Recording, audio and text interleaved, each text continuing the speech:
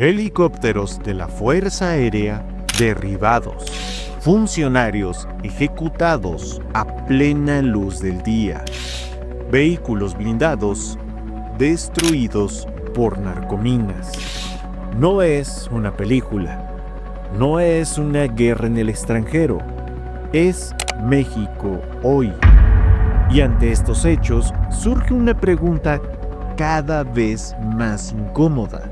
¿Son los cárteles más poderosos que el ejército mexicano?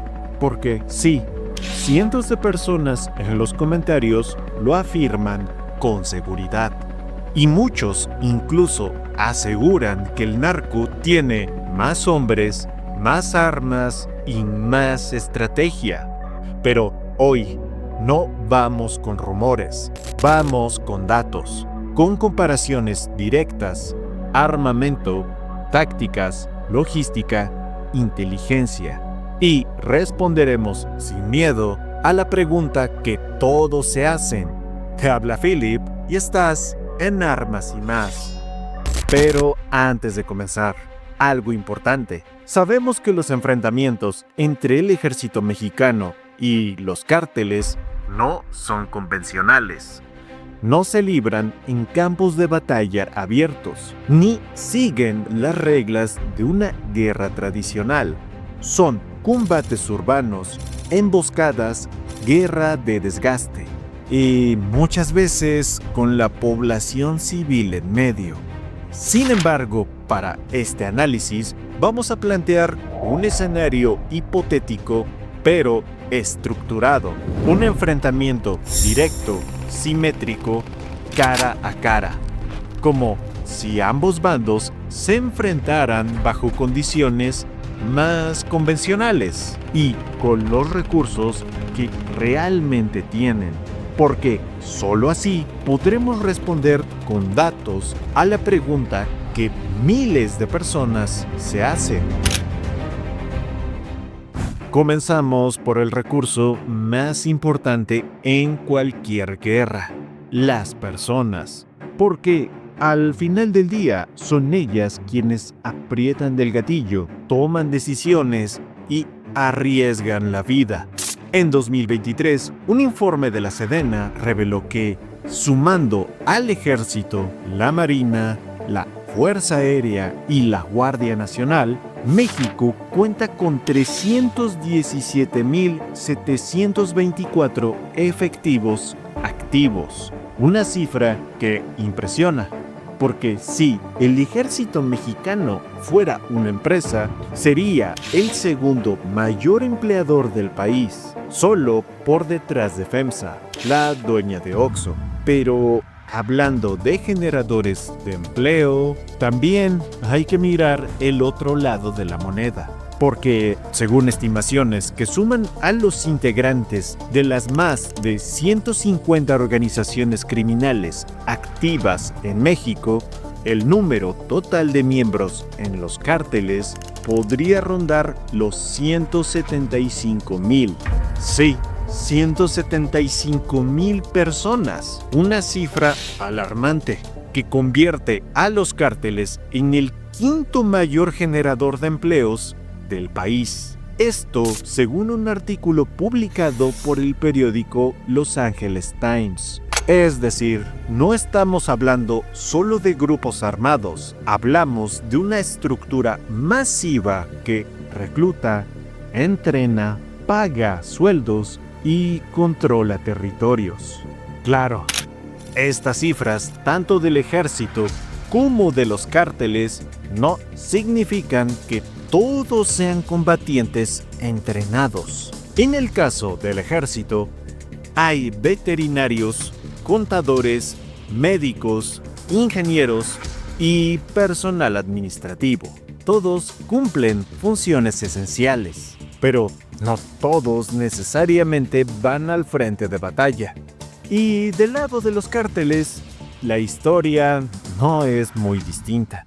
Muchos de sus integrantes no son sicarios con armas largas, son halcones, informantes, operadores financieros, abogados, policías infiltrados e incluso funcionarios tanto en México como en Estados Unidos. En segundo lugar, tenemos su poderío aéreo.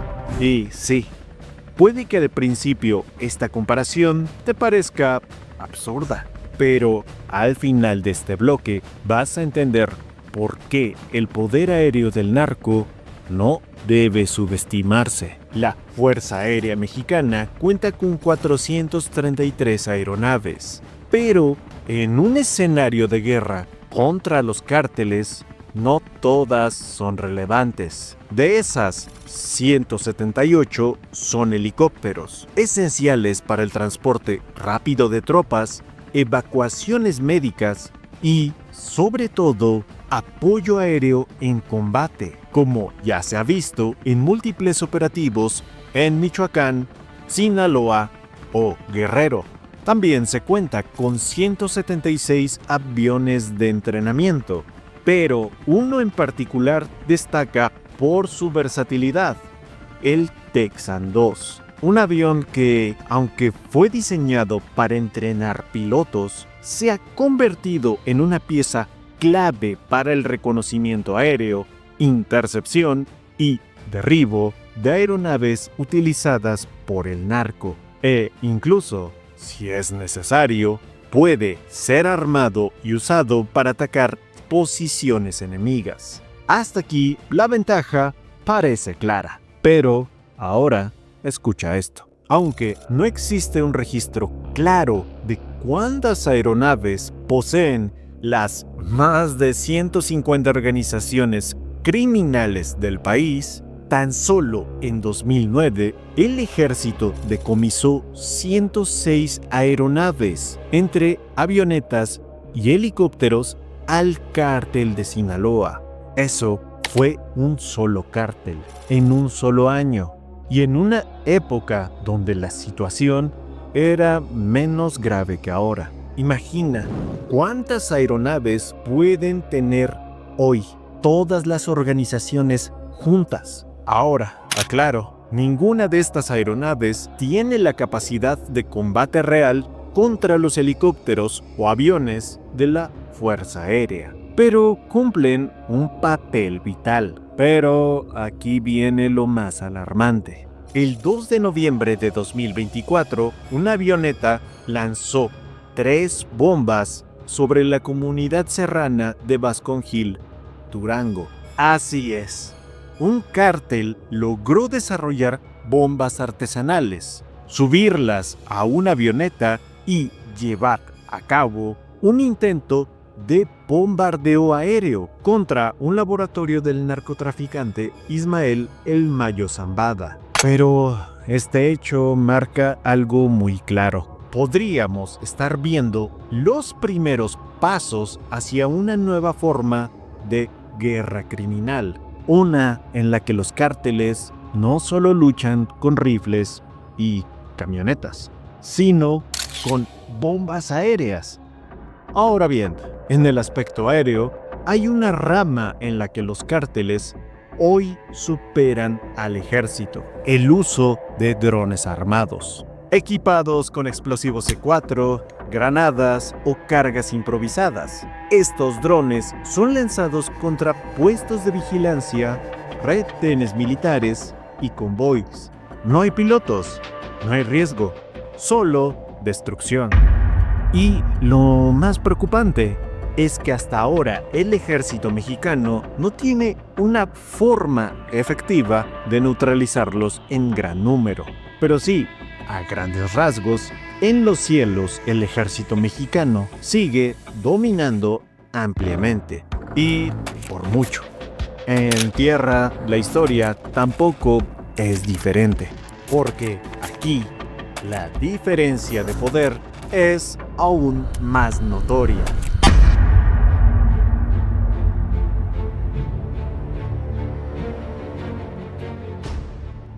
Hablamos de vehículos blindados y una infraestructura militar diseñada para sostener una guerra prolongada.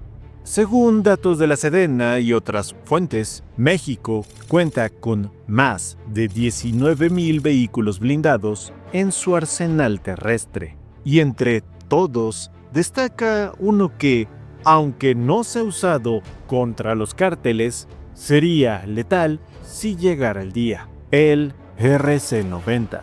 Con un cañón de 90 milímetros, ametralladora coaxial de calibre 7.62 y un blindaje frontal de hasta 10 milímetros. Un vehículo diseñado para enfrentar tanques ligeros y que haría pedazos a cualquier narcotanque que se le ponga enfrente. Pero ni siquiera hace falta llegar tan lejos. El ejército mexicano ya domina con vehículos más ligeros, pero igual de efectivos, como el M11 Ultra, el DNX-1, el Sandcat, el Ocelot y más de 4,500 Humvees, muchos de ellos artillados. En otras palabras, así como en el aire, en tierra los cárteles simplemente no puede competir.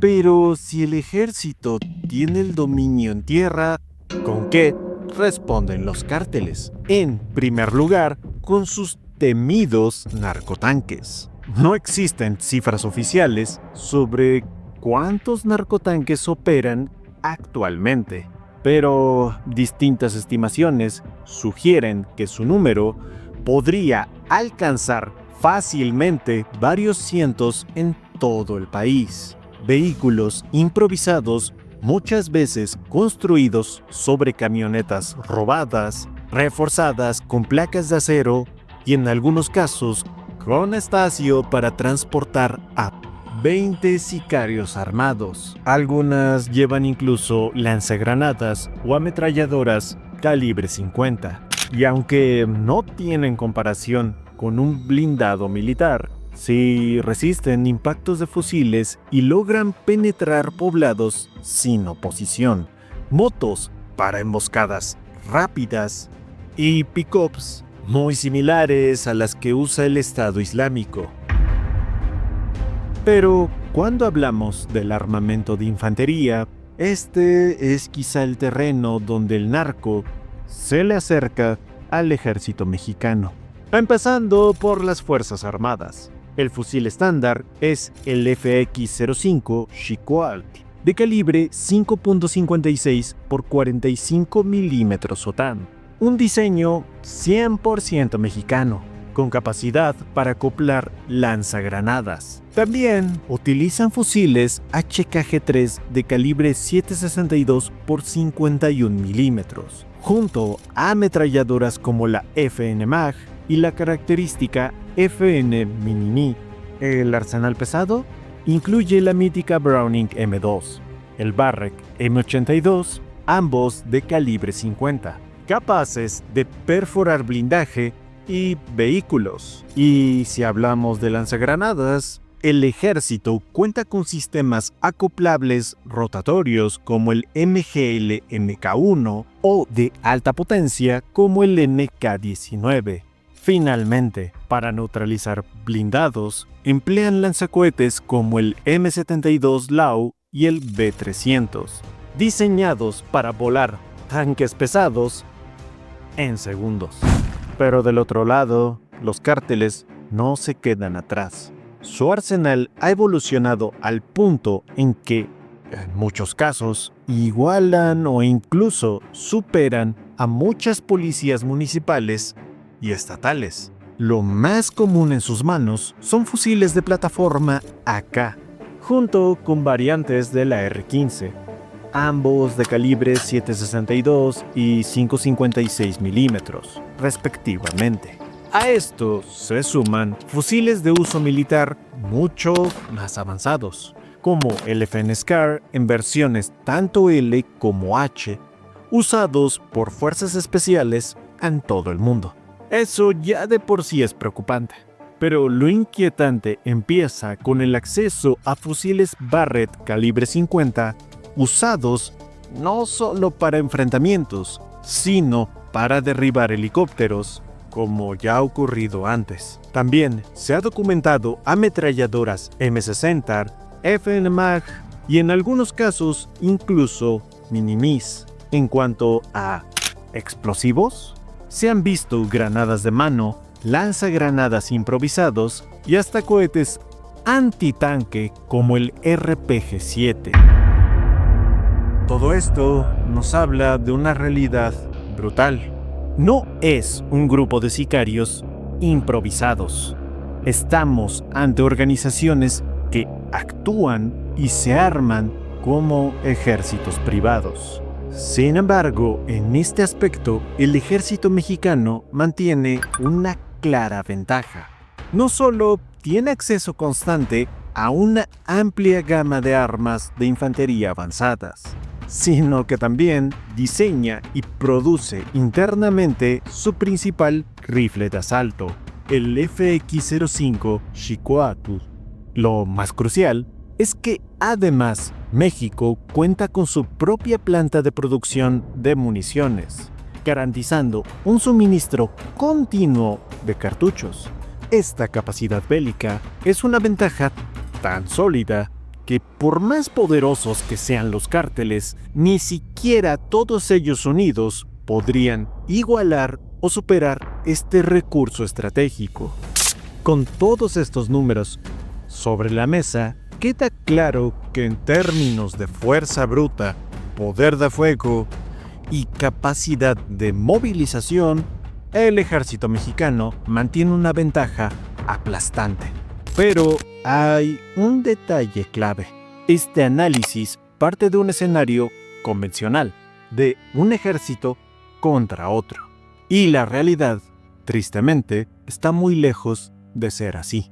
Desde que comenzó esta guerra en 2006, las Fuerzas Armadas no se enfrentan a un enemigo organizado bajo una sola bandera, sino a un monstruo de 1000 cabezas que cada año se fragmenta más. Hoy se estima que operan al menos 150 organizaciones criminales distintas en todo el país. Un enemigo que no juega bajo las mismas reglas. Uno que no necesita tanques para sembrar el terror, solo una narcomina. Uno que no necesita una base aérea, solo una avioneta con explosivos. Y sobre todo, un enemigo que no respeta límites, ni fronteras, ni leyes, ni derechos humanos. Mientras tanto, el ejército mexicano sí los respeta. No puede usar minas antipersona por tratados internacionales. No puede actuar con la misma libertad. Y no puede disparar primero si no hay agresión directa. No se trata solo de quién tiene más hombres o mejores armas. Se trata de una lucha sucia, encubierta, constante. Una guerra contra un enemigo que está en todos lados. Ahora te pregunto, ¿crees que el poder militar es suficiente para ganar esta guerra? ¿O necesitamos un enfoque diferente que involucre más que solo fuerzas armadas? Déjanos tu opinión en los comentarios.